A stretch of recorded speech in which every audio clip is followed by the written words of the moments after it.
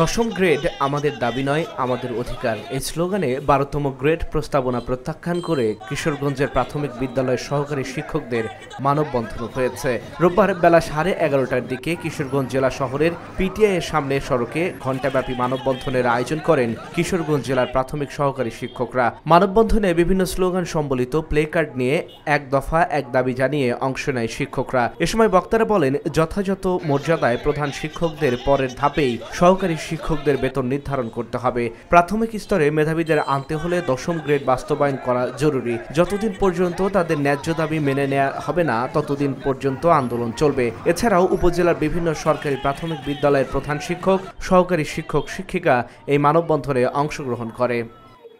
এই মানববন্ধনের পক্ষ থেকে আমি প্রধান উপদেষ্টা, শিক্ষা উপদেষ্টা, ডিজি মহোদয়, সচিব মহোদয়ের নিকট আকুল আবেদন করবো আমাদের আর্থিক অসচ্ছলতা দূরকরণ এবং সম্মানের সাথে দশম গ্রেড বাস্তবায়নের জন্য জোর দাবি জানাচ্ছি। আমরা চাই, আমরা যারা শিক্ষক, আমরা যারা শিক্ষার আলো ঘরে ঘরে জ্বালাতে চাই, আমাদেরকে যাতে আমাদের ন্যায্য পাওনা, ন্যায্য সম্মান যাতে আমাদেরকে দেওয়া হয়।